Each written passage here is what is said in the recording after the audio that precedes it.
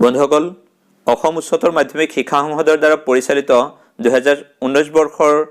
উচ্চতৰ মাধ্যমিক চূড়ান্ত পৰীক্ষাৰ থিওৰি পৰীক্ষাৰ সময়সূচী ইতিমধ্যে প্ৰকাশ পাইছে আৰু তাৰ লগে লগে যিবিলাক বিষয়ত ব্যৱহাৰিক পৰীক্ষা অনুষ্ঠিত হ'ব অৰ্থাৎ প্ৰেক্টিকেল এক্সাম হ'ব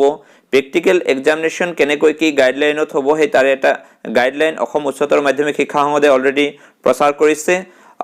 এই গাইডলাইন অনুসৰি যিবিলাক বিষয়ত পৰীক্ষা প্ৰেক্টিকেল এক্সাম হ'ব আৰু সেই প্ৰেক্টিকেল এক্সাম বিলাক নিৰ্ধাৰিত কেন্দ্ৰত অনুষ্ঠিত হ'ব যিবিলাক কেন্দ্ৰত অলৰেডি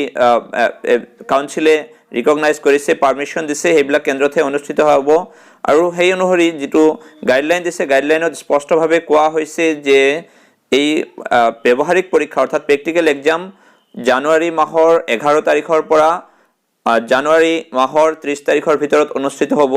অৰ্থাৎ 2019 বৰ্ষৰ জানুৱাৰীৰ 11 পৰা জানুৱাৰীৰ 30 তাৰিখৰ ভিতৰত প্ৰেক্টিকেল এক্সামিনেশ্যন কমপ্লিট কৰিব লাগিব বন্ধুসকল এখিনিতে কৈ থব বিচাৰিছো যে যিবিলাক কেন্দ্ৰত পৰীক্ষা অনুষ্ঠিত হ'ব হায়াৰ সেকেন্ডাৰী যিবিলাক এক্সাম সেন্টাৰ আছে সেই কেন্দ্ৰৰ যিজন ইনচাৰ্জ আছে